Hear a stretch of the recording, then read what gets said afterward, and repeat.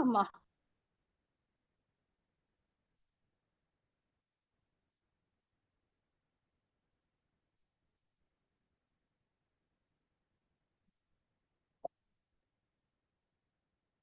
எப்படி வெயில் நிறைய இருக்கா ஊரெல்லாம்?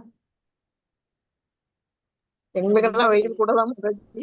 நிறைய இருக்கு. அதுக்குள்ளேயே தொண்டை வலி எல்லாம் வந்துருச்சு மாதாஜி. இந்த வெயில் தான் வெயில் நிறைய இருக்கு. ரொம்ப வெயில் அடிக்குது. எப்படி வெயில் நிறைய இருக்கா ஊரெல்லாம்? நாம இப்போ செஷன் ஓம் நமோ பகவதே வாசுதேவாய, ஓம் நமோ பகவதே வாசுதேவாய, ஓம் நமோ பகவதே வாசுதேவாய. நாராயணம் நமஸ்கிருத்யம் நரம் சைவ நரோத்தமம் தேவீம் சரஸ்வதிம் வியாசம் ததோ ஜெயம் உதீரயேத். நஷ்டப்ராயேஷு ஆபத்ரேஷு நித்யம் பாகவத சேவையாம் பகவத்ய உத்தம ஸ்லோகே பக்திர்பவத்தி நைஸ்திகி. ஓம் அஜ்ஞானதிமிராந்தஸ்ய ஞானாஞ்சனேஷலாக்கய சக்ஷுருன்மிலிதம் येन तस्मै श्री गुरवे नमः. श्री चैतन्यम् उभीष्टं स्थापितं येन भूतले स्वयं रूपा गदामह्यं तदा शिवपदाण्डिकम्. हे कृष्णा करुणा सिन्धु दीनबन्धो जगत्पते गोपेशा गोपिका कान्त राधकान्त नमस्तुते. तप्त काञ्चन गौराङ्गी राधे वृन्दावनेश्वरी ऋषभानुसुते देवी प्रणमामि हरिप्रिये. वाञ्छकल्पतारुभ्यश्च कृपा सिन्धुभ्येव च पतितनां पावनेभ्यो वैष्णवेभ्यो नमो नमः. जय श्री कृष्ण चैतन्य प्रभु नित्यानंद श्री अद्वैत गदाधर श्रीवासादि गौर भक्तवृंद. हरे कृष्णा कृष्णा कृष्णा हरे हरे, हरे राम राम राम हरे हरे. நாம இது வரைக்கும் என்னென்ன படிச்சோம்? அதாவது 34வது ஸ்லோகம் வந்து பகவானுடைய புகழ் ஆரங்களை படிச்சோம் இல்லையா? 34. அடுத்து மேலும் வந்து 35 வந்து அதாவது no action of material nature. அதாவது பகவான் வந்து நம்மள மாதிரி பௌதிகம் இது கிடையாது, பௌதிகத்துல அவர் இயங்குவதே கிடையாது. எப்பொழுதுமே ஆன்மீக தளத்துல இந்த அந்தரங்க சக்தியால மட்டும்தான் அவர் எப்பவுமே இயங்கிட்டு இருக்கார் அப்படிங்கறது வந்து 35வது படிச்சோம். அதுதான் அமோக லீலா அப்படிங்கிறதையும் நாம படிச்சோம் இல்லையா? 36 வந்து அமோக லீலா படிச்சோம். 37ல வந்து அவர் வந்து அதாவது 37 கர்மிகள் ஞானிகள் இல்லையா, அவங்களால வந்து பகவானுடைய பூர்ணத்துவத்தை வந்து உணர முடியாது அப்படிங்கிறதுமே நம்ம படிச்சோம் இல்லையா? ஏன் சொல்லுங்க கர்மிகளும் ஞானிகளால முடியாது? ஏன்னா பின்னாடி ஒன்மோர் ஸ்லோகாலையும் அதுதான் வரும். ஏன்னா அவங்க பக்தி தூண்டு வந்து பக்தி பண்ணக்கூடிய அந்த அந்த நிலைக்கு அவங்க போகிறது கிடையாது. அவங்களுடைய எப்பவுமே பலன் நோக்கு செயல்கள்லயே இருக்காங்க.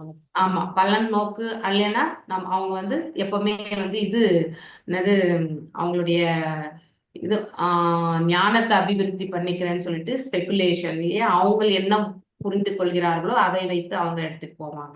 அதனால அவங்களுக்கு 2 பேருமே பக்தி என்ற செய்யக்கூடிய அந்த செயல் பற்றியான அந்த ஞானம் வந்து அவங்களுக்கு கிடையாது. அதனாலதான் அவங்க வந்து முழுமையா பகவானை வந்து புரிஞ்சுக்க முடியாது. மேலும் 38, 39 வந்து தூய பக்தி தொண்டு எவ்வாறு என்பதை பற்றி நாம் படிக்கிறோம்.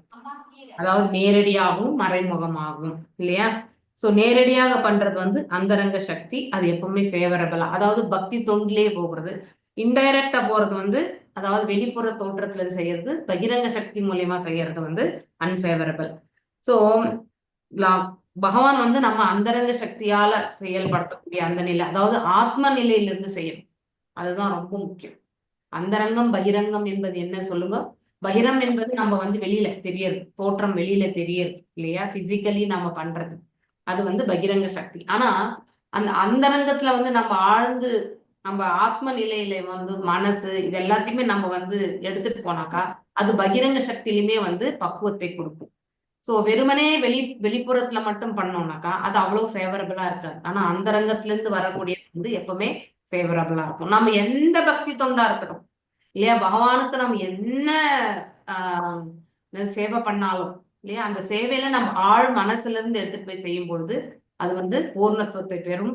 நல்லது ஒரு மார்க்கத்தை கொடுக்கும். பக்தி தொண்டுல போகிறதுக்கு மேன்மேலும் நம்ம பெருகிறதுக்கு மார்க்கத்தை கொடுக்கும்.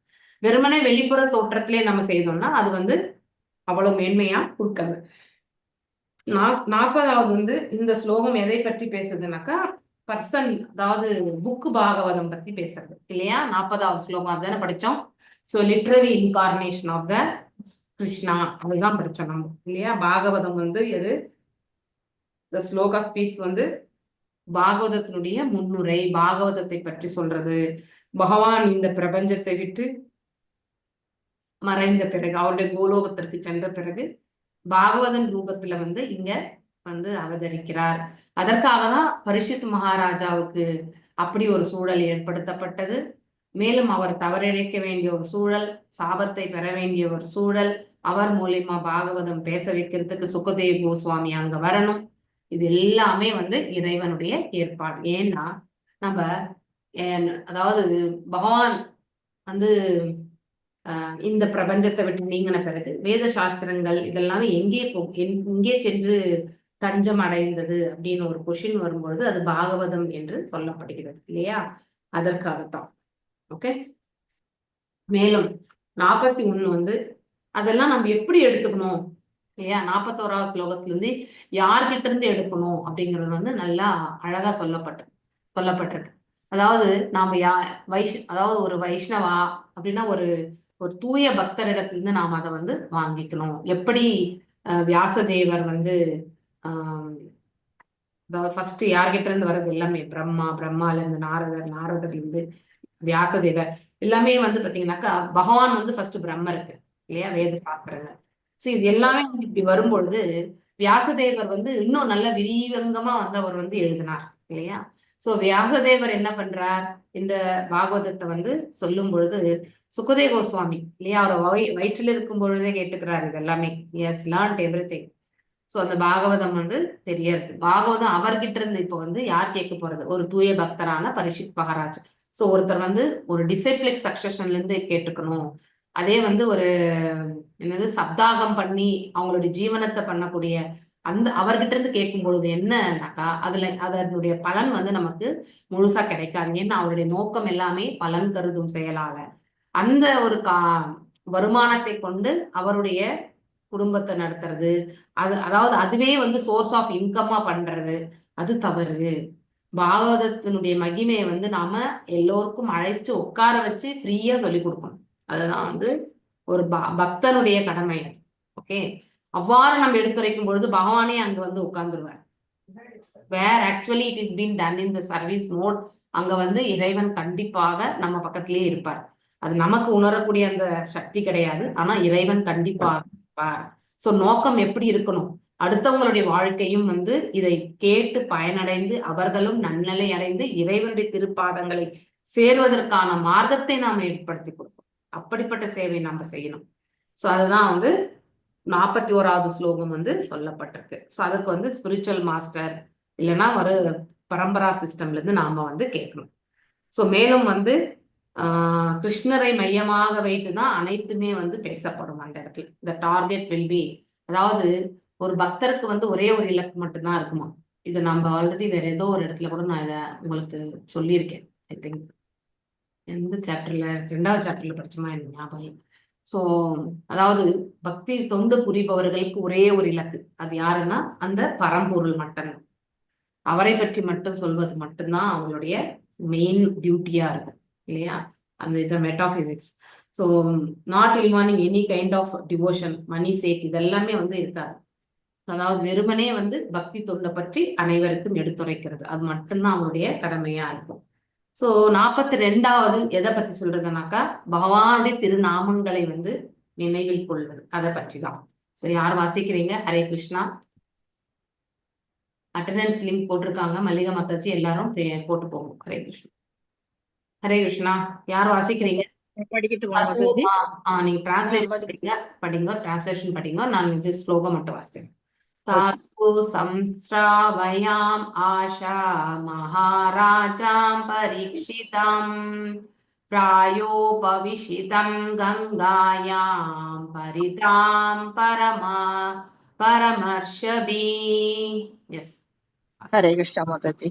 மரணத்தை எதிர்நோக்கி உணவும் நீரும் இல்லாமல் கங்கை நதி கரையில் அமர்ந்து விட்டவரான புகழ்பெற்ற பரீட்சித் மகாராஜனுக்கு வியாசதேவரின் புதல்வரான சுகதேவ கோஸ்வாமி பாகவதத்தை முறைப்படி உபதேசித்தார்.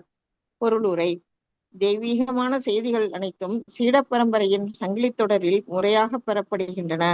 இந்த சீட பரம்பரை பரம்பரா என்று அழைக்கப்படுகிறது. ஆகவே பாகவதமோ அல்லது வேறெந்த வேத இலக்கியமோ சீட பரம்பரையின் வாயிலாக பெறப்பட வேண்டும்.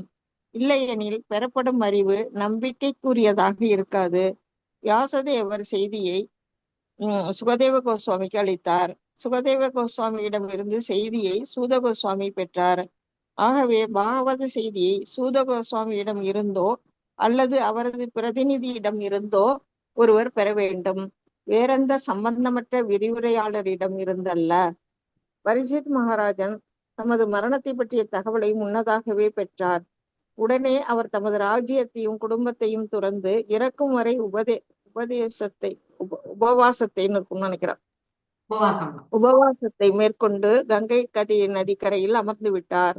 அவரது சாம்ராஜ்யத்தின் எதிர்காலத்தை கருத்தில் கொண்டு சிறந்த முனிவர்கள், ரிஷிகள், தத்துவவாதிகள், யோகிகள் முதலான அனைவரும் அவரை தேடிச் சென்றனர். அவரது உடனடியான கடமையை பற்றிய பல யோசனைகள் அவர்கள் அளித்தனர். இறுதியில் அவர் சுகதேவ கோஸ்வாமியிடம் இருந்து பகவான் ஸ்ரீ கிருஷ்ணரை பற்றி கேட்க வேண்டும் என்று முடிவு செய்யப்பட்டு அவருக்கு பாகவதம் உபதேசிக்கப்பட்டது. வீண் விவாதத்தில் எந்த லாபமும் இல்லை என்பதால் பகவான் ஸ்ரீ கிருஷ்ணரின் தாமரை பாதங்களில் ஒருவர் புகலிடம் கொள்ள வேண்டும் என்று மாயாவாத தத்துவத்தை போதித்தவரும் பகவானின் அருவ அம்சத்தை வலியுறுத்தியவருமான ஸ்ரீபாத சங்கராச்சாரியாரும் கூட சிபாரிசு செய்கிறார். தாம் பிரச்சாரம் செய்த வேதாந்த சூத்திரத்தின் கருத்துரைகள் மரணத்தின் போது ஒருவனுக்கு உதவி செய்யாது என்பதை ஸ்ரீபாத சங்கராச்சாரியார் மறைமுகமாக ஒப்புக்கொண்டார். ஆபத்தான மரண காலத்தில் ஒருவர் கோவிந்தனின் திருநாமத்தை உச்சரிக்க வேண்டும். சிறந்த ஆன்மீகவாதிகள் அனைவரும் இதையே சிபாரிசு செய்கின்றனர். இறுதியில் ஒருவர் நாராயணனையே நினைவில் கொள்ள வேண்டும் எனும் இதே உண்மையையே சுகதேவ கோஸ்வாமியும் நீண்ட காலத்திற்கு முன்பே குறிப்பிட்டுள்ளார். இதுவே எல்லா ஆன்மீக செயல்களுக்கும் சாரமாகும். நிலையான இவ்வுண்மைக்கு ஏற்பவே ஸ்ரீமத் பாகவதம் சுகதேவ கோஸ்வாமியால் பேசப்பட்டு பரீட்சித் மகாராஜனால் கேட்கப்பட்டது. மேலும் பாகவதத்தின் செய்திகளை பேசியவர் மற்றும் கேட்பவர் ஆகிய இருவருமே ஒரே சாதனத்தின் வாயிலாக தகுந்தபடி முக்தி பெற்றனர். ஹரே கிருஷ்ணா மாதாஜி. தேங்க்யூ மாதாஜி. சொல்பவரும் கேட்பவரும் இல்லையா, எப்படி கேட்கணும் அப்படிங்கறது வந்து ரொம்ப அழகா இந்த இடத்துல சொல்லப்பட்டிருக்கு இல்லையா. சோ நம்ம இறைவனுடைய புனித நாமங்களை வந்து தெரிஞ்சுக்கிறது. ஸோ இந்த பாகவதம் முழுவதுமே இறைவனை பற்றி தான் சொல்லப்பட்டிருக்கு. ஸோ மேலும் போன ஸ்லோகத்திலயுமே நம்ம படிச்சது என்னது, பாகவதம் யார்கிட்ட இருந்து கேட்கக்கூடாது, யார்கிட்ட இருந்து மட்டும்தான் நம்ம கேட்கணும் அப்படிங்கிறது கண்டினியூஷன்.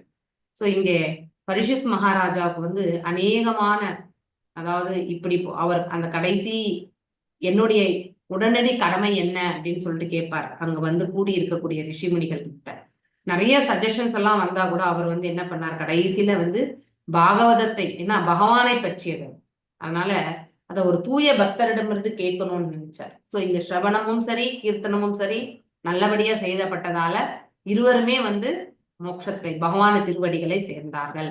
ஸ்ரீபாத சங்கராச்சாரியார் கூட அவர் வந்து அருவத்தன்மையை வந்து எடுத்துரைத்திருந்தாலும் மரண காலத்தில் அருவத்தன்மை வந்து எந்த ஒரு உதவியுமே வந்து செய்யாது. சோ கடைசியில் நாம இறைவனுடைய திருப்பாதங்களை, அவரை எண்ணி அவருடைய நாமங்களை நாம் சொல்லும் பொழுது மட்டும்தான் நம்ம கிருஷ்ணர் மட்டும்தான் கடைசியில வருவார் அப்படிங்கிறது வந்து அவரே வந்து சொல்லப்பட்டதாக இந்த இடத்துல மேற்கோள் காட்டுகிறார் நம்முடைய ஆச்சாரியார். சோ ஆக்சுவலி 5 ஆச்சாரியர்கள், அதாவது குரு மற்றும் ஆச்சாரியர்கள் இந்த சம்பிரதாயத்துல இருந்த அவங்களுடைய வியாக்கியானங்கள் எல்லாமே வந்து இவர் சாராம்சமா எடுத்துதான் நமக்கு வந்து கொடுத்திருக்காரு. நம்ம 5 பெரியவர்களுடைய அதை வந்து தனித்தனியா படிக்க வேண்டிய அவசியமே கிடையாது. சோ இது ஒண்ணு படிச்சாலே அந்த சாராம்சத்துல வந்து கரெக்டா அவங்க வந்து ரெஃபரன்ஸ் பண்ணியிருப்பாங்க. அதை தான் நம்ம ஸ்ரீல பிரபுபாதரும் இங்க நமக்கு கொடுத்திருக்காரு. ஸோ ஆத்தென்டிசிட்டி என்பது நமக்கு அதுதான் மெயின் இல்லையா. அதாவது ஒருவருக்கு மிக கடினமான ஒரு காலகட்டங்கள்ல வந்து மரணம் எண்ணக்கூடிய அந்த காலகட்டத்துல கோவிந்தனை தான் நாம வந்து எண்ண வேண்டும் இல்லையா. நீங்க கூட பாத்தீங்கன்னாக்கா ஜஸ்ட் நம்ம யாராவது மரணித்து விட்டுட்டு அந்த பிணத்தை தூக்குவாங்க இல்லையா, அப்போ எந்த எதுலயுமே பாருங்க, நீங்க கோவிந்தா கோவிந்தான் தான் கோஷம் சொல்றாங்களா இல்லையா? நீங்க சைவமானா இருங்க, வைணவமானா இருங்க, ஆனா கோவிந்தனை மட்டும்தான் அழைப்பாங்க இல்லையா? சோ அல்டிமேட்லி நம்ம இலக்கு எங்க? பகவானுடைய திருவடி இல்லையா? வைகுண்ட பதவி, அதுதான் ரொம்ப முக்கியம். ஓகே, ஸோ இங்க பேசுறவங்களும் சொல்றவங்களும் 2 பேருக்குமே பெனிஃபிட் அப்படின்னு வந்து சொல்லப்படும். ஸோ இது ரொம்ப அழகான இது. ஹரே கிருஷ்ணா கிருஷ்ணா கிருஷ்ணா ஹரே ஹரே, ஹரே ராம ராம ராம ஹரே ஹரே. பிரேம மாதாஜி பேக்ரவுண்ட் நாய்ஸ் இருக்கு பாருங்க, உங்களுக்கு தான் நினைக்கிறேன். ஓகே. कृष्णे स्वधाम भगतो भगते धर्मज्ञानाभिसः कलौ नष्टादृशं येषा पूर्णार्को अधुनोदितः. எஸ் வாசிங்க மாதாஜி. பேக்ரவுண்ட்ல ஏதோ போயிட்டு இல்ல மாதாஜி, போயிட்டாங்க மாதாஜி. Okay fine. இந்த பாகவத புராணம் சூரியனை போல் பிரகாசமானதாகும். பகவான் ஸ்ரீ கிருஷ்ணர் மதம், அறிவு போன்றவைகளுடன் அவரது சொந்த வசிப்பிடத்திற்கு புறப்பட்ட உடனேயே இது உதயமாகி இருக்கிறது. கலியுகத்தில் அறியாமை என்னும் இருளினால் பார்வையை இழந்தவர்கள் இப்புராணத்திலிருந்து ஒளியை பெறலாம். பொருளுரை: பகவான் ஸ்ரீ கிருஷ்ணருக்கு அவரது நித்தியமான தாமம் அல்லது வசிப்பிடம் உள்ளது. அங்கு அவர் தமது நித்திய சகாக்களுடன் உபகரணங்களுடனும் நித்தியமாக ஆனந்தத்தை அனுபவிக்கிறார். நித்தியமான அவரது வசிப்பிடம் அவரது அந்தரங்க சக்தியால் தோற்றுவிக்கப்பட்டதாகும். ஆனால் ஜட உலகமோ அவரது பகிரங்க புறசக்தியின் ஒரு தோற்றமாகும். அவர் ஆத்ம மாயா எனப்படும் அவரது அந்தரங்க சக்தியின் மூலமாக ஜட உலகிற்கு வருகிறார். தமது சுய சக்தியின் மூலமாக ஆத்ம மாயா தாம் கீழிறங்கி வருவதாக பகவத்கீதையில் பகவான் கூறுகிறார். ஆகவே அவரது உருவம், பெயர், புகழ், உபகரணங்கள், வசிப்பிடம் முதலியவை பௌதிகத்தால் படைக்கப்பட்டவை அல்ல. இழிவடைந்த ஆத்மாக்களை மீட்கவும் அவரால் நேரடியாக இயற்றப்பட்ட மத கோட்பாடுகளை நிலைநிறுத்துவதற்காகவுமே அவர் இவ்வுலகிற்கு வருகிறார். இறைவனை தவிர வேறொருவராலும் மத கொள்கைகளை ஸ்தாபிக்க முடியாது. அவராலோ அல்லது அவரால் அதிகாரம் அளிக்கப்பட்ட பொருத்தமான ஒரு நபராலோ தான் மத கொள்கைகளை விதிக்க முடியும். உண்மையான மதம் என்பது பகவானையும் அவருடனான நமது உறவையும் இவ்வுறவினால் விளைந்த நமது கடமைகளையும் இந்த ஜட உடலை விட்ட பின் முடிவாக நாம் போய் சேர வேண்டிய இடத்தையும் அறிவதாகும். ஜடசக்தியில் சிக்கிக் கொண்டுள்ள பந்தப்பட்ட ஆத்மாக்கள் இக்கொள்கைகளை அறிவதே இல்லை. அவர்களில் பெரும்பான்மையினர் மிருகங்களைப் போல் உண்ணுதல், உறங்குதல், தற்காத்து கொள்ளுதல் மற்றும் உடலுறவு கொள்ளுதல் ஆகிய செயல்களிலேயே ஈடுபட்டுள்ளனர். மதம், அறிவு அல்லது முக்தி என்னும் போர்வையில் அவர்கள் பெரும்பாலும் புலநுகர்விலேயே ஈடுபட்டுள்ளனர். சண்டை சச்சுரவுகள் நிறைந்த கலியுகத்தில் அவர்கள் பெரும் குருடர்களாகவே இருக்கின்றனர். கலியுகத்தின் ஜனத்தொகை மினுமினுப்பு செய்யப்பட்ட மிருகத்தனம் கொண்டதாக மட்டுமே உள்ளது. தெய்வீகமான சமய வாழ்வுக்கும் அவர்களுக்கும் எந்த சம்பந்தமும் இல்லை. அவர்கள் பெரும் குருடர்களாக இருப்பதால் சூட்சுமமான மனம், புத்தி அல்லது அகங்காரம் ஆகியவற்றிற்கு அப்பால் உள்ள எதையும் அவர்களால் காண முடியவில்லை. ஆனால் அவர்களது அறிவு, விஞ்ஞானம் மற்றும் பொருளாதார வளர்ச்சி ஆகிய முன்னேற்றங்களில் அவர்கள் மிகவும் பெருமை கொண்டுள்ளனர். வாழ்வின் இறுதி நோக்கத்தை பற்றிய அறிவை அவர்கள் முற்றிலும் இழந்துவிட்டதால் தற்போதுள்ள உடலை விட்டு பிரிந்த உடனேயே ஒரு நாயாகவோ அல்லது பன்றியாகவோ பிறக்க வேண்டிய அபாயத்திற்கு அவர்கள் உள்ளாகி இருக்கின்றனர். முழுமுதற் கடவுளாகிய ஸ்ரீ கிருஷ்ணர் கலியுகம் ஆரம்பமாவதற்கு சற்று முன்புதான் நம் முன் தோன்றினார். பிறகு கிட்டத்தட்ட கலியுகம் ஆரம்பமான உடனேயே நித்தியமான அவரது வசிப்பிடத்திற்கு அவர் திரும்பி சென்று விட்டார். அவர் இருக்கும்போது அவரது பல்வேறு செயல்களின் மூலமாக அனைத்தையும் அவர் வெளிப்படுத்தினார். முக்கியமாக அவர் பகவத்கீதையை அளித்து போலியான மத கொள்கைகளை அப்புறப்படுத்தினார். இவ்வுலகை விட்டு புறப்படுவதற்கு முன் நாரதரின் மூலமாக அவர் ஸ்ரீல வியாசதேவருக்கு சக்தியை அளித்து ஸ்ரீமத் பாகவதத்தின் செய்திகளை தொகுக்கும்படி செய்தார். இவ்வாறாக பகவத்கீதையும் ஸ்ரீமத் பாகவதமும் குருடர்களான கலியுக மக்களுக்கு இரு கண்களாக அல்லது வழிகாட்டிகளாக உள்ளனர். அதாவது இக்கலியுகத்தில் உள்ள மக்கள் வாழ்வின் உண்மையான ஒளியை காண விரும்பினால் இவ்விரு நூல்களை மட்டுமே அவர்கள் அணுக வேண்டும். இதனால் அவர்களது வாழ்வின் லட்சியம் நிறைவேறும். பகவத்கீதை பாகவதத்தை கற்பதற்கு முன் பயில வேண்டிய ஆரம்ப கல்வியாகும். ஸ்ரீமத் பாகவதமே வாழ்வின் மிகச்சிறந்த நன்மையை அளிப்பதாகும். அது பகவான் ஸ்ரீ கிருஷ்ணர் ஸ்வரூபமாக விளங்குகிறது. ஆகவே ஸ்ரீமத் பாகவதத்தை நாம் பகவான் ஸ்ரீ கிருஷ்ணரின் நேரடியான பிரதிநிதித்துவமாக ஏற்றுக்கொள்ள வேண்டும். ஸ்ரீமத் பாகவதத்தை காண முடிந்தவரால் பகவான் ஸ்ரீ கிருஷ்ணரையும் நேருக்கு நேராக காண முடியும். அவர்கள் எல்லா வகையிலும் ஒத்திருக்கின்றனர். ஹரே கிருஷ்ணா மாதாஜி. தேங்க்யூ மாதாஜி. பாகவதத்தை நம்ம புரிஞ்சுக்க முயற்சி பண்ணோம்னா ஆட்டோமேட்டிக்கலி நம்ம பகவானையும் சேவிக்கிறோம்னு அர்த்தம். ஸோ பாகவதம் வேற பகவான் வேறு கிடையாது அப்படிங்கிறத நாம தெரிஞ்சுக்கணும். S R Vijayakumari Mataji last ஸ்லோகம் வாசிங்கோ. தத்ர கீர்த்தயதோ விப்ராசே தேஜஸ அஹம் சாத்யா காமம் தத்ர நிவஸ்தத் அனுக்ரஹாத் சோ அஹம் வா ஸ்ரவஷ்யாமி யதாதிதம் யதாமதிஹி. ஹரே கிருஷ்ணா மாதாஜி. பிரணவ் மாதாஜி. ஓம் நமோ பகவதே வாசுதேவாய. கற்றறிந்த பிராமணர்களே, சுகதேவ கோஸ்வாமி அங்கு பரீட்சித் மகாராஜனுக்கு பாகவதத்தை கூறிய பொழுது முழு கவனத்துடன் நானும் சக்தி வாய்ந்த அந்த மாமுனிவரின் அனுகிரகத்தால் அவரிடமிருந்து கேட்டிருந்த அவ்விஷயத்தை என் புத்தி கெட்டியபடி உங்களுக்கு சொல்ல முயற்சிக்கிறேன். பொருளரே, சுகதேவ கோஸ்வாமி போன்ற தன்னுணர்வு பெற்ற ஒரு மகாத்மாவிடமிருந்து பாகவத்தை ஒருவர் கேட்டிருப்பாரானால் பாகவதத்தின் பக்கங்களில் பகவான் ஸ்ரீ கிருஷ்ணர் இருப்பதை நேரடியாக அவரால் காண முடியும். ஆயினும் பாகவதம் சொல்லி அதனால் பணம் கேசவி மாதாஜி கொஞ்சம் மியூட் பண்ணுங்க மாதாஜி ப்ளீஸ். மாதாஜி உங்க நாய்ஸா இருக்கு, மியூட் பண்ணுங்க. ஹரே கிருஷ்ணா. அதனால் பணம் சம்பாதிப்பதையே வாழ்வின் நோக்கமாக கொண்டவனும் ஊதியத்தை உடலுறவு வாழ்வில் செலவு செய்பவனுமான போலி மனிதரிடமிருந்து ஒருவரால் பாகவதத்தை கற்றறிய முடியாது. உடலுறவு வாழ்வில் ஈடுபட்டுள்ள மனிதர்களிடம் சகவாசம் கொண்டுள்ள எவராலும் ஸ்ரீமத் பாகவதத்தை கற்றறிய முடியாது. இதுவே பாகவதத்தை கற்பதற்கான ரகசியமாகும். பௌதீக கல்வியை கொண்டு பாகவதத்திற்கு அர்த்தம் கற்பிப்பவனிடம் இருந்தும் இதை கற்றறிய முடியாது.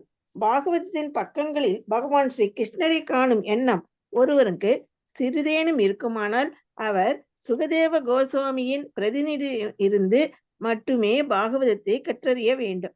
வேறு எவரிடமிருந்தும் அல்ல. இதுதான் வழி, வேறு வழி இல்லை. சுகதேவ கோஸ்வாமியின் உண்மையான பிரதிநிதி ஆவார்.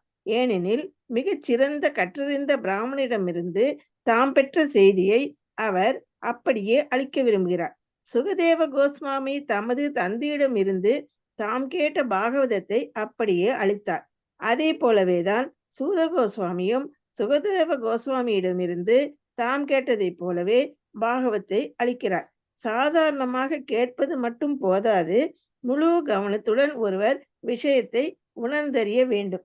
சூத கோஸ்வாமி பாகவதம் என்னும் சாற்றை தமது செவிகளின் வாளியாக பருகினார் என்பதே நிவிஷ்ட என்னும் சொல் குறிக்கிறது. அதுவே பாகவதத்தை பெறுவதற்குரிய சரியான முறையா. சரியான நபரிடமிருந்து முழு கவனத்துடன் ஒருவர் கேட்க வேண்டும். அதன் பிறகு ஒவ்வொரு பக்கத்திலும் பகவான் ஸ்ரீ கிருஷ்ணரின் இருப்பை அவரால் உடனடியாக உணர முடியும். பாகவதத்தை அறிவதற்குரிய ரகசியம் இங்கு குறிப்பிடப்பட்டுள்ளது. மனதளவில் தூய்மையுடன் இல்லாதவர்களால் முழு கவனத்தை செலுத்த முடியாது. செயலில் தூய்மை இல்லாத ஒருவனுக்கு செயல் தூய்மை இல்லை. ஆனால் ஏதாவது ஒரு வழியில் ஒருவன் சரியான நபரிடமிருந்து முழு கவனத்துடன் பாகவதத்தை கேட்பானாயின் அவனால் ஆரம்பத்திலேயே பாகவதத்தின் பக்கங்களில் பகவான் ஸ்ரீ கிருஷ்ணர் நேருக்கு நேராக காண முடியும் என்பது உறுதி. ஸ்ரீமத் பாகவதம் முதல் காண்டத்தில் கிருஷ்ணரே எல்லா அவதாரங்களுக்கும் மூலம் என்னும் தலைப்பை கொண்ட 3ஆம் அத்தியாயத்திற்கான பக்தி வேதாந்த பொருளுரைகள் இவ்வாறு நிறைவு பெறுகின்றன. ஹரே கிருஷ்ணா மாதாஜி. தேங்க்யூ மாதாஜி. எஸ், இந்த 44வது ஸ்லோகம் எதை எதை பற்றி சொல்கின்றது என்றால் taking the darshan of the supreme. அதாவது பாகவதம் ரூபத்துல நாம் எப்படி பகவானை வந்து உணர முடியும். ஸோ இது வந்து குளோரிஃபிகேஷன் ஆஃப் த கிருஷ்ணருடைய குளோரிஃபிகேஷன். சுகதேவ கோஸ்வாமி எவ்வாறு வந்து தன்னுடைய தந்தை இடத்துல கேட்டாரோ அதே அப்படியே வந்து அவர் அங்க சொல்றாரு இந்த இடத்துல. இப்ப பரிஷித் மகாராஜாக்கு சொல்றாரு. ஆனா அதையே வந்து யாரும் கேட்டுட்டு இருக்காது. சுத்த கோஸ்வாமி. சுத்த கோஸ்வாமி யாருக்கு சொல்லிட்டு இருக்காரு? அதாவது நைமிஷரீனத்துல இருக்கக்கூடிய ரிஷிமுனிகளுக்கு எடுத்து சொல்லிட்டு இருக்காரு இல்லையா? அதனால அவங்களுடைய ரெப்ரசன்டேட்டிவ்ஸ் கிட்ட இருந்துதான் நம்ம இதெல்லாம் கேட்கணுமே ஒழிய, அதாவது அந்த பரம்பரால வராதவங்களுக்கு கிட்ட இருந்து நாம இந்த பாகவதத்தை கேட்கும் பொழுது அவங்களுடைய ஈடுபாடு எவ்வளவு இருக்கு, எவ்வளவு உணர்ந்து இருக்காங்களோ அந்த அளவுக்கு தான் நம்மளால கூட புரிஞ்சுக்க முடியும் இல்லையா? So one can certainly see directly the presence of God. அதாவது பாகவதத்தை வாசிக்க வாசிக்க நாம் அதுல ஆழும் பொழுது ஆழ்ந்து நம்ம மனசை எடுத்துட்டு போனோம்னா இறைவனுடைய தரிசனத்தை நாம் இந்த பாகவதத்திலேயே நம்மளால பெற முடியும். அவருடைய மேன்மையான செயல்கள், ரூபம் இல்லையா, லீலைகள் இதெல்லாம் கேட்கும் பொழுது நம்ம வந்து நம்மளையே அறியாம அதுல வந்து லயித்து விடுவோம். தட்ஸ் ஹவ் த தர்ஷன் நம்ம உணர்றதே. நம்ம ஹிருதயத்திலேயே வந்து பகவான் வந்து நமக்கு வந்து தரிசனம் கொடுக்கறது வந்து நாம இந்த பாகவதத்தை வாசிக்கும் பொழுதே நமக்கு அந்த உணர்வுகள் என்பது வரும். அப்பனா நாம இது வரைக்குமே நம்ம தரிசனம் பெறலன்னா நம்ம இன்னும் அந்த உணர்வு கொண்டு கேட்கவும் இல்லை, சொல்லவும் இல்லை என்று அர்த்தம். ரெண்டுமே. Okay. One cannot however learn Bhagavatam from a bogus hired reciter. அதாவது காசுக்காக வந்து பாகவதத்தை சொல்றவங்க கிட்ட இருந்து கண்டிப்பா கேட்ட எதுவுமே மனசுல போகாது. சிம்பிளி அது வந்து அந்த பணம் வந்து எதற்கு உபயோகப்படுது? இந்த பௌதீக செயல்களுக்கு தான் உபயோகப்படுத்தும் இல்லையா? ஸோ அதனால அது that will not go. So பாகவதத்தை அப்படிப்பட்டவங்க கிட்ட இருந்து நம்ம கண்டிப்பா கேட்கவே கூடாது. ஸோ அப்போ உண்மையிலேயே நம்ம பாகவதத்தினுடைய ரியலைசேஷன் நமக்கு தெரியாம போயிடும். அதுதான் ரகசியம் என்று சொல்லப்பட்டிருக்கு. No one can learn Bhagavatam from one who interprets the text by his mundane scholarship. அவங்களுடைய உணர்வு கொண்டு அவங்க என்ன புரிஞ்சுக்கினாங்களோ அதை வச்சு வந்து பாகவதத்தை வந்து நம்ம சொல்லி கொடுக்க கூடாது. அங்க என்ன சொல்லியிருக்கோ அதை மட்டும்தான் நம்ம, ஏன்னா அதெல்லாம் ஆச்சாரியாவுடைய ரியலைசேஷன் இல்லையா? அதை ரொம்ப நம்ம வந்து அதை புரிஞ்சு அதை அடுத்தவங்களுக்கு நாம சொல்லி கொடுக்கணும். அப்படிதான் செய்யணுமே ஒழிய நம்முடைய கற்பனையால நம்ம எதுவுமே சொல்லக்கூடாது. One has to learn Bhagavatam from the representative of the Sukadeva Goswami. இல்லைன்னா அந்த லைனேஜ்ல வந்தவங்க கிட்ட இருந்து நம்ம அதை கேட்கணும். ஸோ அவர் அப்படிதான் கேட்டார் தந்தை இடத்துல. அதை சுத்த கோஸ்வாமிக்கு அப்படியே கொடுத்தார் இல்லையா? So simple hearing is not at all. அதாவது சும்மா நானும் வந்து உட்காந்து பாகவதம் கேட்கிறேன் அப்படின்னு இருக்கக்கூடாது. பாகவதத்துல என்ன சொல்ல வராங்க, வாழ்க்கையில் நமக்கு என்ன கருத்துக்கள் இருக்கு அதுல அப்படிங்கிறது எல்லாமே நாம தெரிஞ்சுக்க முயற்சி பண்ணணும். ராப்ட் attention. One should here with ராப்ட். மிக கவனத்தோட அந்த உண்மையான நபர்கிட்ட இருந்து நம்ம கேட்க கேட்க நமக்கும் அந்த உண்மையிலேயே அதை வந்து உணரக்கூடிய அந்த பக்குவம் வரும் இல்லையா? இறைவனை உணரக்கூடிய பக்குவம் நமக்கு வரும். இறைவனுடைய செயல்களை எல்லாம் நாம் எண்ணும் பொழுது, அவருடைய மேன்மையான அந்த நிலையெல்லாம் எண்ணும் பொழுது நமக்கு அதுல ஆழ்ந்து விடுவோம் இல்லையா? இப்போ ஐ திங்க் யாரோ ஒரு மாதாஜி, இப்போ கிருஷ்ணரும் குசேலர் அந்த இது I think mostly Chitralekha Mataji தான் அந்த வீடியோ போட்டாங்கன்னு நினைக்கிறேன். சோ கிருஷ்ணர் வந்து குசேலரை எவ்வாறு வரவேற்றார் அப்படிங்கிற அந்த பாவத்தை வந்து நம்ம வீடியோ பார்த்து நம்ம இது பண்ணிக்கிறோம். ஆனா உண்மையிலேயே அதை நம்ம பாகவதத்துல வாசிக்கும் பொழுது கூட நம்ம வந்து அதை உணரக்கூடிய பக்குவம் வரும் இல்லையா? நாராயணியத்துல நிறைய ஸ்லோகங்கள் உண்டு. ஐ திங்க் எத்தனாவது தசகம் அது? 87 எனக்கு தெரிஞ்சு குச்சேலருக்கு 87 தசகம்னு நினைக்கிறாங்க. அந்த தசகத்துல வந்து வாசிக்கும் பொழுது நமக்கு வந்து நம்மளையே அறியாம நம்ம வந்து குசேலருடைய மேன்மையான பக்தி, அவ்வளவு வறுமையிலுமே வந்து கிருஷ்ணர்கிட்ட போய் எதுவுமே கேட்காம அன்பை மட்டுமே பாராட்டி அவர் கொண்டு சென்ற அந்த அவலை வந்து அவருக்கு அந்த பழைய அந்த அங்கவசத்துல வந்து எடுத்துட்டு போறது வந்து அவருக்கு ஏன்னா அவர் அவ்வளவு ஐஸ்வர்யங்கள்ல இருக்காரு. 87 மாதாஜி. 87 தானே? கரெக்ட். அந்த 87. சோ அப்ப அந்த குச்சேலருடைய அந்த பாட்டை நீங்க பாடினீங்கனாலே உங்களுக்கு அவ்வளவு மெய் மறந்து போயிடும். அந்த நாராயணியத்துல 87வது தசகத்தை பாடும்போது யூ வில் ஃபீல் அதோட மீனிங்கோட படிச்சுட்டு நீங்க பாடினீங்கன்னாக்கா அவ்வளவு அற்புதமா இருக்கும் அந்த தசகம். ஸோ அப்படி இது எல்லாமே நம்ம ஏன் கேட்கிறோம் இல்லையா? நம்ம அதை கேட்கும் பொழுது நமக்கு மனசு வந்து அதுல ஈடுபாடு கிடைக்குது. அந்த ஈடுபாடுனால நாம என்ன அடையிறோம்? நம்ம வந்து கடைசியில வந்து நமக்கு வந்து ஈடுபாடு வரும்போது அதுலயே நாம வந்து இன்னும் மேலும் மேலும் முன்னேற்றம் அடையணும். மேலும் அந்த ஆனந்தத்தையும் நாம் அனுபவிக்கின்றோம். பேர் ஆனந்தத்தை வந்து அனுபவிக்கின்றோம் இல்லையா? மனசு வந்து ரொம்ப ரொம்ப ஆனந்தம் கொள்கிறது. அதுதான் அப்படிப்பட்ட ஆனந்தம் வரணும். நம்ம பாகவதத்தை வாசிக்கும் போது, காலையில எல்லாம் வாசிக்கும் போது நமக்கு நிறையவே வரும். ஏன்னா பிரபுபாதருடைய எழுத்துக்கள் நாமும் ஃப்ரெஷ்ஷா உட்காந்துருப்போம் இல்லையா? ஃப்ரெஷ்ஷா உட்காந்துட்டு அந்த ஸ்லோகங்கள்ல அவர் கொடுத்திருக்கக்கூடிய பொருளறையை வாசிக்க வாசிக்க வாசிக்க நமக்கு அவ்வளவு ஈடுபாடு நமக்கு வருதா இல்லையா? காலையில வாசிக்கும் பொழுது நமக்கு ஆமா மாதாஜி. நிறைய கருத்துக்கள் வரும். நல்லா வருது மாதாஜி, ரொம்ப நல்லா இருக்கு. அப்போ காலையில நம்ம ஃப்ரெஷ்ஷா ஈவன் 5:45 கிளாஸ்ல கூட பாத்தீங்கன்னா அவ்வளவு ஆமா மாதாஜி. அதனாலதான் நம்ம எப்பவுமே ஏன்னா அப்ப சத்துவகுணம் நம்ம கிட்ட மேலோங்கி இருக்கும். எல்லாருக்குமே அந்த சத்துவகுணத்தினுடைய வீரியம் இருக்கும் அந்த சமயத்துல. அதனால இப்படிப்பட்ட செயல்கள் எல்லாம் நம்ம வந்து ஈடுபடும் போது நம்ம கிட்ட இருக்கக்கூடிய சத்துவகுணம் வந்து பாத்தீங்கன்னாக்கா மேலோங்கி செல்லும். காலையில நம்ம எப்பவுமே ஸ்பிரிச்சுவல் ஆக்டிவிட்டிஸ் பண்ணணும். ஓகே, ஈவினிங்ல வந்து நமக்கு இப்பெல்லாம் தமஸ் குணம் தான் நமக்கு வந்து நிறைய இருக்கும். இப்ப நமக்கு தமஸ் குணம், சோம்பேறித்தனம், இன்னட்டென்டிவா இருக்கிறது, இது எல்லாமே நமக்கு வரும். ஸோ அவ்வளோ வந்து ஆழ்ந்து அதை கவனிக்கணுன்ற மனசோ, ஏன்னா காலையில இருந்து சாயந்தரம் வரைக்கும் நிறைய அதாவது பௌதீக செயல்கள் ஈடுபட்டிருப்போம். கஷ்ட நஷ்டங்கள் எல்லாம் நம்ம மனசுல ஓடிட்டு இருப்போம். ஒரு இதுக்கு சொல்யூஷன் கண்டுபிடிக்கணும், அது எல்லாமே வந்து மைண்ட்ல ஓடிட்டு இருக்கும். ஆனா முழுசா வந்து அந்த பாகவதத்துல நம்ம ஈடுபடுத்திக்க ரொம்ப சிரமப்படுவோம். நம்ம என்னதான் நம்ம மனசை இழுத்துட்டு போய் அதுல உட்கார வச்சாலும் காலையில இருந்து நிறைய கடினமான சூழ்நிலைகள் ஃபேஸ் பண்ணியிருந்தா அதுல இருந்து நம்ம வெளியே வர்றது ரொம்ப கஷ்டம் இல்லையா? ஸோ அது மாதிரி காலையில பகவானை வந்து எப்படி நம்ம வந்து அவரை பத்தி தெரிஞ்சு ரேப்ட் அட்டென்ஷன் அப்படின்னா ரொம்ப உன்னிப்பா கவனிக்கணும். பாகவதம் சொல்லி கொடுக்கும் பொழுது உன்னிப்பா கவனிக்கணும் ஆக்சுவலி.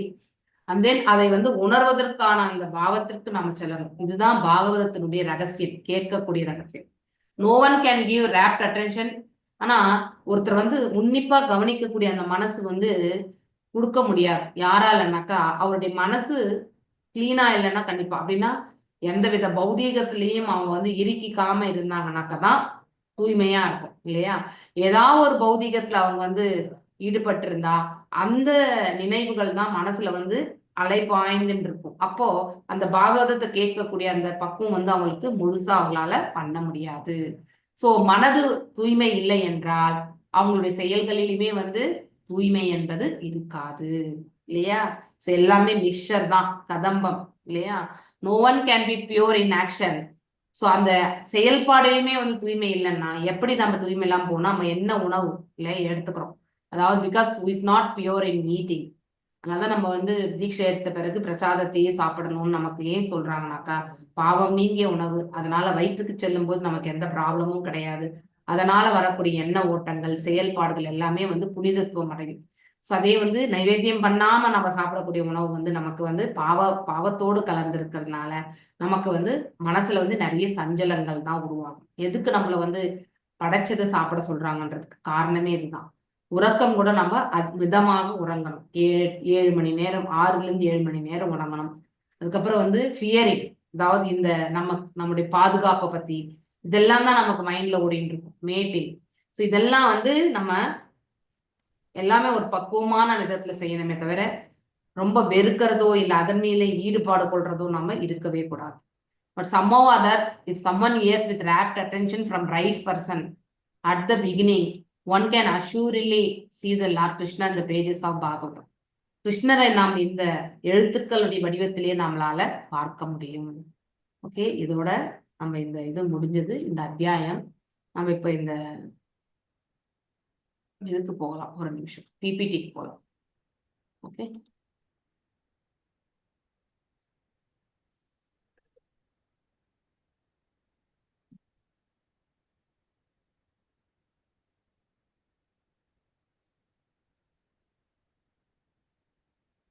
நம்ம இது யூனிவர்சல் எல்லாம் படிச்சுட்டோம். நம்ம அமோகலீலா படிச்சோம் இல்லையா? சத்து 6 குணங்கள் இல்லையா? குண மாஸ்டர் ஆஃப் ஆல் சென்சஸ். சத்குண ஈஷா. ஈஸ்வரா என்றால் என்ன? கட்டுப்படுத்துபவர். ஈஷா அப்படின்னாலே வந்து அதனுடைய கட்டுப்படுத்துபவர், கண்ட்ரோலர், மாஸ்டர் அப்படின்னு பொருள். சத் வர்க்கிகம், சத் என்றாலும் இங்கேயும் வந்து 6 விதமான ஆப்புலன்சஸ் இல்லையா? யாருக்கு அந்த மாதிரி வந்து ஆப்புலன்சஸ் இருக்கு? பகவானுக்கு மட்டும்தான் இருக்கு இல்லையா? அனைத்து செல்வம், வலிமை, அழகு, துறவம், ஞானம் மற்றும் வந்து ஆற்றல் இல்லையா? சோ இத்தனையுமே வந்து அவர்கிட்ட இருக்கு. இது சத்வர்கிகம். ஆத்ம தந்திரக, அதாவது ஆத்ம தன்னையே அவர் வந்து செல்ஃப் இண்டிபெண்ட். நாமெல்லாம் செல்ஃப் இண்டிபெண்ட் கிடையாது, நாம எல்லாம் டிபெண்ட் ஆக்சுவல் இல்லையா. நாம எல்லாம் பகவானை சார்ந்து இருக்கிறோம், நம்ம தனித்து இயங்கவே முடியாது இல்லையா. ஆனா பகவான் வந்து தனித்து இருப்பவர் இல்லையா, அவர் சுதந்திரமானவர், ஸ்வராத். யாரால வந்து பகவானை வந்து புரிஞ்சுக்க முடியும், யாரால வந்து பகவானை புரிஞ்சுக்க முடியாது. 4 விதமான மனிதர்கள் நம்ம, அதாவது பாத்தீங்கன்னாக்கா கர்மிகள், ஞானிகள், அதுக்கப்புறம் தியானத்துல இருப்பவங்க, அடுத்து வந்து பக்தர்கள். இதுல பக்தர்களுக்கு தான் பகவான் சுலபமாக அடையப்படுவார் இல்லையா. இவங்க 3 பேருமே வந்து இறுதியில பக்தியில வந்தா மட்டும்தான் பகவானை வந்து நோக்க முடியும். இல்லைன்னா இந்த இதுலயே இருந்து முழுமையடையாதவங்களாக மீண்டும் மீண்டும் வருவாங்க இல்லையா. டிஃப்ரெண்ட் டைப்ஸ் ஆஃப் ஏன் இவங்களை வந்து கர்மிகளையும் ஞானிகளையும் மெட்டீரியலிஸ்ட் அப்படின்னாக்கா, எங்கெல்லாம் பக்தி இல்லையோ இல்லையா, எங்கெல்லாம் பக்தி இல்லையோ அங்கு பக்தி தொண்டு கிடையாது. பக்தி தொண்டு ஆற்றாமல் இருக்கக்கூடிய அவன் கர்மியா இருந்தாலும் சரி, ஞானியா இருந்தாலும் சரி, அவன் வந்து பௌதிகவாதி தான், ஆன்மீகவாதி கிடையாது அப்படிங்கிறத நாம தெரிஞ்சுக்கணும். So we are unable to penetrate into the mysterious region of transcendence. அதாவது தெய்வீகமான நிலையில இருக்கக்கூடிய தன்மைகள் அவங்களால உணர முடியாது இல்லையா. இங்கே கிருஷ்ணர் வந்து அவருடைய விஸ்வரூபத்தை வந்து யாருக்கு காட்டுறாரு ஆக்சுவலி இந்த இடத்துல, அந்த சபையில வந்து இவங்களுக்கு துரியோதனன் இல்லையா, துரியோதனனுக்கு காட்டுறாரு ஆக்சுவலி. ஆனா அவனுக்கு என்ன காட்டியுமே அவனுக்கு வந்து அந்த மைண்டுக்கு போகல. இதுவும் வந்து துரியோதனனும் அர்ஜுனரும். இங்கே அர்ஜுனர் வந்து அவர்கிட்ட கிருஷ்ணர்கிட்ட வந்து உதவி கேட்டு வந்திருப்பார். ஆனா துரியோதனன் வந்து முதல்ல வந்திருப்பான், ஆனா பகவானுடைய பாதங்கள் கிட்ட உட்கார மாட்டான். நான் ஏன் உட்காரணும், அந்த அகம்பாவம் இல்லையா, அகங்காரம் என்பது. நான் தலையில வைப்பான், தலை மாட்டாங்க. கிருஷ்ணருக்கு அது தெரியும். ஆனால் எழுந்த உடனே நாம எப்பவுமே பின்னாடி பார்க்க மாட்டோம் இல்லையா, எழுந்தா நம்ம முன்னாடிதான் பார்ப்போம் நம்ம. சோ அந்த முன்னாடி இருந்த பார்த்தனை பார்த்து பார்த்தனுக்கு தான் முதல் உதவின்னு சொல்லுவார் கிருஷ்ணர் இல்லையா. சோ துரியோதனா, கிரேட் தேவதாஸ், failing to recognise the Lord இல்லையா. யாரால வந்து இறைவனை வந்து புரிஞ்சுக்க முடியும்னாக்கா பக்தர்களால மட்டும்தான் புரிஞ்சுக்க முடியும். மேலும் குந்தி தேவனுடைய பிரேயர்ஸ் எல்லாம் கூட நாம வந்து அழகா படிச்சிருக்கோம் இல்லையா. Being beyond the range of, நமக்கு எல்லாமே குறையுடைய புலன்கள் இல்லையா. இந்த புலன்களை கொண்டு நாம பௌதிக புலன்கள் கொண்டு இறைவனை நம்மளால புரிஞ்சுக்க முடியாது. ஏன்னா அவர் நித்தியமானவர். இந்த புலன்கள் தெய்வீக தன்மை அடையறதுக்கு நாம ஒரு பக்தியில ஈடுபட்டாலுடைய இறைவனை புரிந்து கொள்ளக்கூடிய தகுதி நமக்கு கிடையாது. சோ அதனால்தான் அவரை வந்து யூ ஆர் எட்டர்னலி இர்ரெப்ரோச்சபிள் ஃபேக்டர் இல்லையா. ரிப்ரோச்சபிள், அப்ரோச், ரிப்ரோச் இல்லையா. அதாவது பகவான நம்மளால வந்து நித்தியமான அவருடைய இதை வந்து நம்மளால வந்து புரிஞ்சுக்க முடியாது. சோ அது வந்து மாயையால மறைக்கப்பட்டிருக்கு இல்லையா. பகவான் யோக மாயையால மறைக்கப்பட்டிருக்கார், நாம அதையும் தாண்டி மகா மாயையால நம்முடைய ஆத்மா வந்து மறைக்கப்பட்டிருக்கு. You are invisible to the foolish observer. இங்க ஃபூலிஷ் அப்சர்வர் யாருக்கு சொல்லப்பட்டிருக்குனாக்கா ஞானிகளுக்கும் கர்மிகளுக்கும் கூட தான். Exactly as an actor dressed as a player is not recognized இல்லையா. ஒரு நடிகன் வந்து அவன் எந்த கதாபாத்திரத்தை ஏற்றிருக்கிறானோ அந்த கதாபாத்திரம் தான் வெளிப்படுமே தவிர அவனுடைய உண்மையான பாத்திரம் வந்து நமக்கு கண்டிப்பா தெரியாது இல்லையா. ஃபார் எக்ஸாம்பிள் எத்தனையோ சினி ஆக்டர்ஸ் இருக்காங்க, அவங்களுடைய உண்மையான வாழ்க்கை வரலாறு நமக்கு ஏதாவது தெரியுமா? அவங்களா வெளியே வந்து தங்களை பற்றியான செய்திகளை வெளியில சொன்னால் ஒழிய அவங்களுடைய உண்மையான வாழ்க்கை தரம், அவங்களுடைய சுபாவம், நடத்தை இதெல்லாம் நமக்கு கண்டிப்பா தெரியாது. ஒரு சினிமால வந்து அவங்க ஒரு வில்லனா வந்துட்டாங்கனாக்கா வில்லன் ரோலே அவனுக்கு கடைசி வரலே கொடுத்துருவாங்க. ஹீரோ வந்தா ஹீரோ ரோல் இல்லையா. இப்படிதான் அந்த ஹீரோ ரோல்லே வச்சு அவன் நல்லவன் சொல்லிட்டு நம்ம வந்து போயிட்டே இருக்கோம் இல்லையா. சோ நம்ம தமிழ்நாட்டுல அநேக நடிகர்கள் தான் வந்து ஆட்சி புரிந்ததே. எல்லாமே நம்ம அதை உண்மை என்று நம்பிக்கொண்டு நாம வந்து போனதுதான். சில பேர் நல்லது செய்திருக்காங்க, சில பேர் எதுவுமே செய்யாமலேயும் போயிருக்காங்க இல்லையா. சோ அந்த மாதிரி நம்ம நடிகர்களுடைய உண்மையான நிலையை நாம தெரிஞ்சுக்கிறது இல்ல. சோ உண்மையை நாமெல்லாம் கூட ஒரு நடிகர்கள் தான், நாமெல்லாம் வேஷம் போடாத நடிகர்கள், அவங்க வேஷம் போட்ட நடிகர்கள், அவ்வளவுதான் வித்தியாசம் இல்லையா. சோ நம்ம கூட நிறைய இடங்கள்ல நடிக்க வேண்டிய ஒரு யாரால பகவானை புரிஞ்சுக்க முடியும் அப்படிங்கிறது தட்டி இதுல வந்து யார் வந்து மாயையா இல்லையா. மாயையா அப்படின்னாக்கா எந்த ஒரு இப்போ வந்து ஒரு பக்தி தொண்டு அவங்க செய்யறதுக்கு சொல்றோம்னாக்கா இந்த தொண்டு மட்டும் தான் நான் பண்ணுவேன், அந்த தொண்டு நான் பண்ண மாட்டேன் அப்படி ஒரு இது நிர்பந்தத்தோடு இருப்போம் இல்லையா. நிர்பந்தமற்ற ஒருத்தர் அவங்களால மட்டும்தான் இறைவனுக்கு வந்து உண்மையான தொண்டு புரிய முடியும். அது எந்த தொண்டா இருக்கட்டும், செருப்பு வைக்கக்கூடிய ஸ்டாண்டா இருக்கலாம், டாய்லெட் கழுவுறதா இருக்கலாம், பாத்திரங்கள் தேய்க்கிறதா இருக்கலாம், பிரசங்கம் பண்றதா இருக்கலாம், இல்ல பகவானுக்கு வந்து அலங்காரம் பண்றதா இருக்கலாம், எதுவானா இருக்கலாம் இல்லையா? இல்ல அந்த மாதிரி வந்து நம்ம வேறுபாடு காணக்கூடாது. எல்லாமே இறைவனுடைய தொண்டு அப்படின்னு ஏற்றுக்கொண்டு அவருக்கு சம்பந்தப்பட்டதுல ரிசர்வேஷன்ஸ் எதுவும் வச்சுக்க கூடாது. நான் இந்த தொண்டு கொடுத்தாதான் நான் பண்ணுவேன், நான் அந்த தொண்டியை நான் செய்ய மாட்டேன் இல்லையா? அப்போ அது உண்மையான அதாவது சேவை கிடையாது. சேவை அதாவது ரெஸ்ட்ரிக்ஷன்ஸோட செய்யும் போது நம்மளால அந்த முழு மனசோட வந்து இறைவனை நம்மளால சேவிக்க முடியாது. எப்ப நம்மளால முழு மனசோட வந்து இறைவனை சேவிக்க முடியாதோ அப்போ இறைவனை நம்மளால உணரவும் முடியாது. ஓகே, இது ஃபர்ஸ்ட். ரெண்டாவது வந்து சந்ததாயா அப்படின்னாக்கா வித்தவுட் எனி கேப், அதாவது பாத்தீங்கன்னாக்கா எந்த விதமான நோக்கமும் இன்றி இல்லையா? அப்படின்னா நோக்கம் எப்போ வரும் நமக்கு? நம்மள எப்படி வந்து பக்தர்களானோம், முதல்ல கர்மிகளாதான் இருந்தோம் இல்லையா? ஃப்ரூட்டிவ் ஆக்ஷன்ஸ் தான், மெட்டீரியலிஸ்டிக் பெனிஃபிட், நம்பிக்கையே வந்து மெட்டீரியலிஸ்டிக் பெனிஃபிட். அப்பதான் நம்ம இறைவனையே நம்ப ஆரம்பிச்சோம். நம்ம அது வரைக்கும் நம்ம இறைவனை நம்பல இல்லையா? சோ அந்த மாதிரி வித்தவுட் எனி கேப்னாக்கா எந்த எதிர்பார்ப்பும் இன்றி இல்லையா, ஹை டு கீ அந்த மாதிரி ஒரு நிலைக்கு வரணும். நம்ம அந்த நிலையிலிருந்து செய்யக்கூடிய பக்தி தான் வந்து இறைவனை வந்து நம்மளால புரிஞ்சுக்க முடியும். ஏதாவது பௌதீக எதிர்பார்ப்புகளோட நாம வந்து செய்தோம்னாக்கா நமக்கு நம்பிக்கை வரும். ஆனா முழு நம்பிக்கை வந்து அவருக்கு நாம முழு நம்பிக்கை கொண்டு அவருக்கு வந்து பூரணமான பக்தி தொண்டு பண்ணணும்னா நாம எந்த எதிர்பார்ப்புமே இறைவனிடத்துல வைக்காம நம்ம செய்யும் பொழுதுதான்.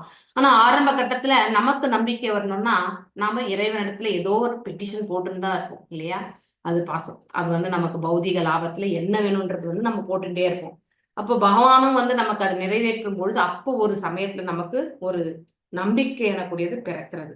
அப்புறமா இந்த மாதிரி ஸ்ரவணம், கீர்த்தனம் இதெல்லாம் நம்ம கேட்கும் பொழுது அப்ப நிறைய அதாவது பக்தர்களுடைய இந்த அதாவது பிரசங்கங்கள் எல்லாம் கேட்கும் பொழுது பக்தி எப்படி பண்ணணும் அப்படி எல்லாம் நம்ம வந்து கேட்க கேட்க நம்ம பக்குவத்துக்கு வரோம். அதுக்கப்புறம் ஒரு காலகட்டம் வரும் பொழுது பகவான்கிட்ட நம்ம எதுவும் கேட்க வேண்டியதில்லை, அவர் பார்த்துப்பார், நாம வெறும் பக்தி பண்ணலாம் அப்படிங்கிற ஒரு பக்குவத்துக்கு வரும். படிப்படியாதான் நம்மளால வந்து மேல போக முடியும். எடுத்த உடனே நம்ம ஹையஸ்டா போறதுக்கு நமக்கு அந்த அளவுக்கு சுக்ருதி இருக்கணும் இல்லையா? சோ அதுதான் வந்து எந்த எதிர்பார்ப்புமின்றி அனன்ய பக்தியை பற்றி சொல்றது. அனுவிருத்தியா அதாவது ஃபேவரபிள் இல்லையா? அதாவது ஃபேவரபிளா நம்ம எப்போ வந்து இறைவனுக்கு நம்ம வந்து அனுகூலியேஷ சங்கல்பம் பிரதிகூலியேஷ வர்ஜிதம், சோ இந்த சரணாகதியில வரக்கூடியது இல்லையா? அப்போ அனுகூலமான ஒரு இது நமக்கு எப்போ வரும்னாக்கா நாம ஒரு குரு மார்க்கத்துல இருந்து நாம நம்முடைய செயல்களை நாம எடுத்துட்டு போகும் பொழுது அதை நாம வந்து நம்ம குரு என்ன கட்டளை இட்டு இருக்கார் அதை வந்து கடைசி வரைக்கும் நாம செய்து கொண்டே போகும்பொழுது இறைவனை வந்து புரிந்து கொள்ளக்கூடிய பிராப்தம் நமக்கு கிடைக்கும். குருவினுடைய பாதையை நாம ஏற்று நடக்கணும், அவருடைய ஆணைப்படி நாம நடக்கணும். அதுதான் வந்து இறைவனுடைய திருநாட்டை அடைவதற்கான ரகசியம் என்று இந்த இடத்துல இந்த ஸ்லோகத்துல சொல்லப்பட்டிருக்கிறது. சோ மேலும் இங்க அதாவது மேலும் வந்து நம்ம இன்னும் புரிஞ்சுக்கிறது, இறைவனை பற்றி புரிஞ்சுக்கிறது, நாம வந்து பக்தி தொண்டுல மேன்மை அடையணும்னாக்கா நம்ம வந்து இங்க நைமிஷாரண்யத்துல வந்து சுத கோஸ்வாமி கிட்ட வந்து இந்த சௌனக ரிஷிகள் தலைமையில இருக்க ரிஷிமுனிகள் எல்லாமே வந்து கேள்விகள் கேட்கிறாங்க இல்லையா? அதை வந்து நம்ம என்கரேஜ் பண்ணணும் இல்லையா? ஜிக்னாசு வந்து கண்டிப்பா நம்ம என்கரேஜ் பண்ணணும். நமக்கு நம்ம என்ன புரியலையோ அதை நம்ம கண்டிப்பா கேட்டு தெரிஞ்சுக்கணும். அதை வந்து நம்ம கேட்காம இருந்தோம்னாக்கா தென் அங்கேயே அந்த உணர்தல் என்பது தடைப்பட்டு விடும். நமக்கு உண்மையா அந்த நியாயமான அந்த அதாவது நியாயமான அந்த டவுட்டை வந்து நம்ம கிளாரிஃபை பண்ணிக்கிறோம் இல்லையா? அப்போ நம்ம வந்து இந்த பக்தி பாதையில வந்து மேலும் மேலும் முன்னேறதுக்கான வழி கிடைக்கும். அதுக்கு உதாரணம் இந்த சௌனக ரிஷிகள். இதே மாதிரி வேற ஏதாவது உதாரணம் நீங்க சொல்ல முடியுமா? இதே மாதிரி உதாரணம் வேற எதனா சொல்ல முடியுமா? பகவான பத்தி விதுரர் மைத்ரேய முனிவர்கிட்ட கேக்குறாங்க. ஆமா, விதுரர் வந்து மைத்ரேய ரிஷி கிட்ட கேக்குறது இல்லையா? உத்தவர் வந்து கிருஷ்ணர்கிட்டே கேக்குறது இல்லையா? சோ இது மாதிரி நம்ம வந்து கண்டிப்பா கேட்கணும். டவுட்டோட எல்லாம் நம்ம வந்து எப்பவுமே இருக்கக்கூடாது. ஓகே, அது நியாயமான டவுட்டா இருக்கும் பட்சத்துல இல்லையா? உங்களுக்கு அடுத்தவங்களுக்கு அது அல்பமா கூட தோணலாம், ஆனா அது நியாயமான டவுட்டா இருந்தா நம்ம கண்டிப்பா கேட்டு தெரிஞ்சுக்கணும். அப்பதான் நம்ம நெக்ஸ்ட் வந்து நம்பிக்கையோட வந்து மேலும் மேலும் வந்து பகவானை புரிஞ்சுக்கிறதுக்கான பாதையில நம்மளால அடி எடுத்து வைக்க முடியும். இல்லைன்னா அது அங்கேயே நின்னுடும்.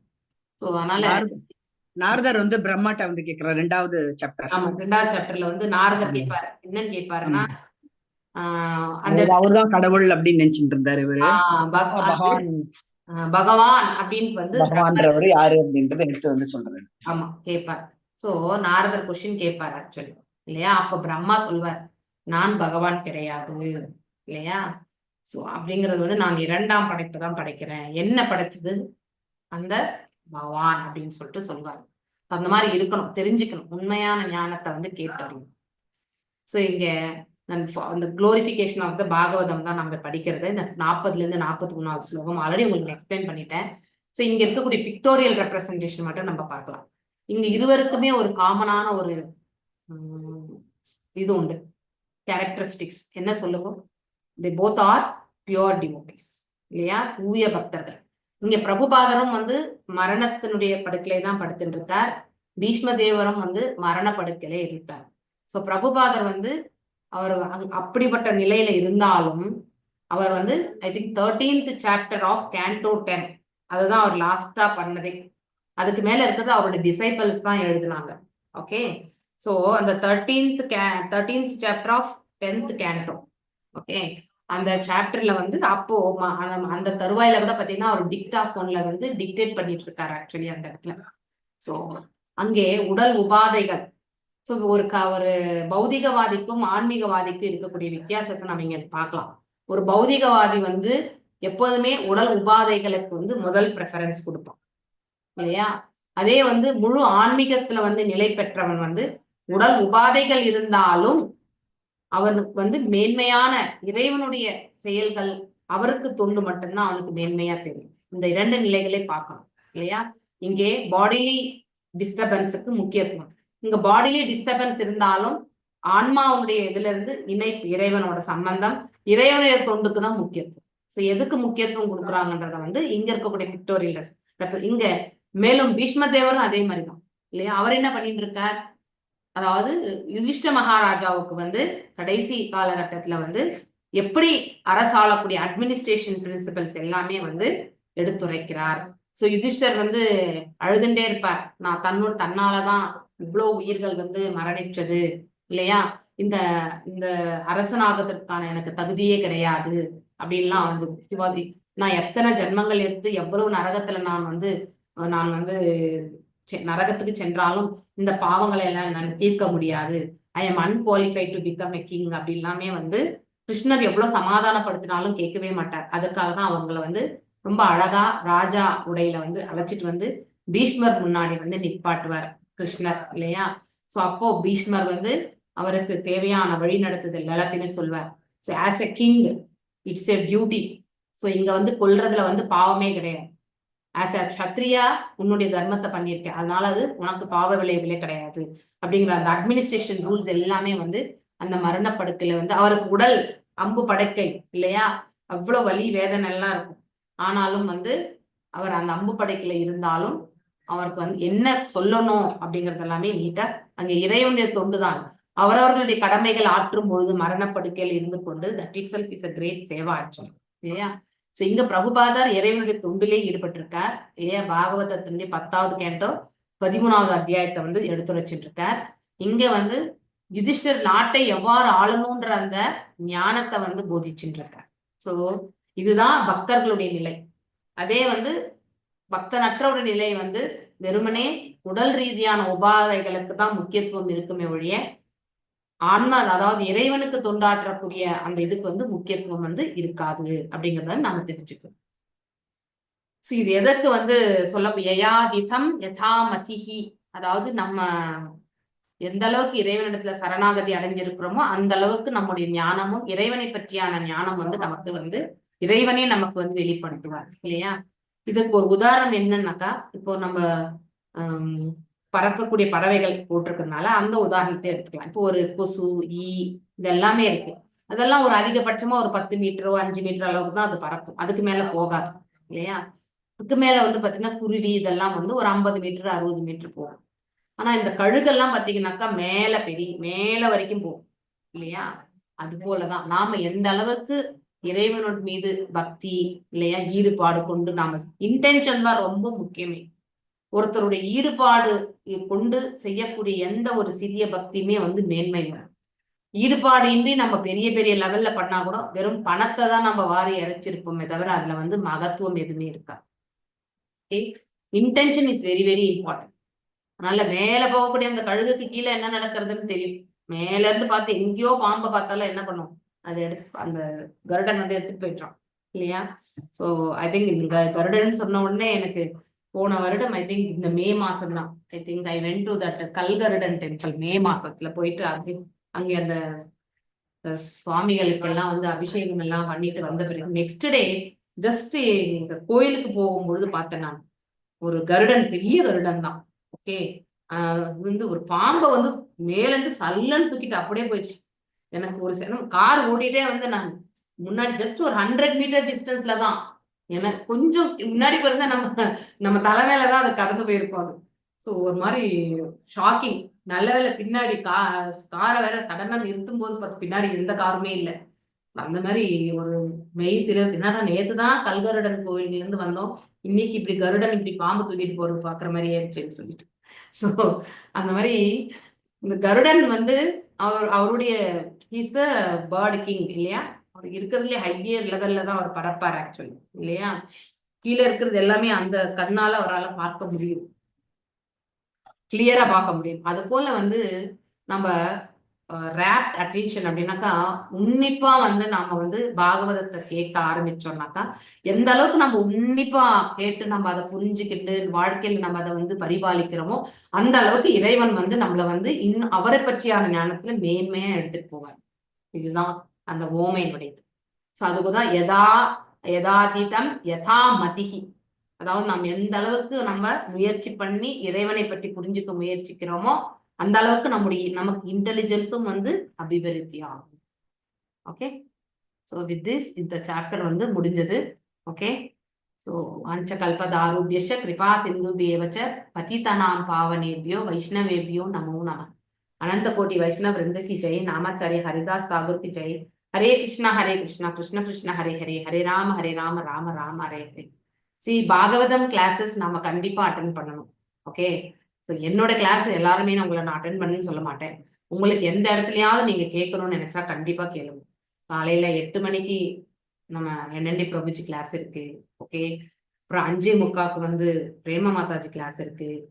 அந்த மாதிரி நீங்க please attend Bhagavatam classes. Shravanam is very important, especially teachers கண்டிப்பா அட்டென்ட் பண்ணணும். எங்கேயாவது ஒரு இடத்துல நீங்க ஒரு சீனியர் டிவோட்டி எடுக்கிறத வந்து கண்டிப்பா அட்டென்ட் பண்ணணும்.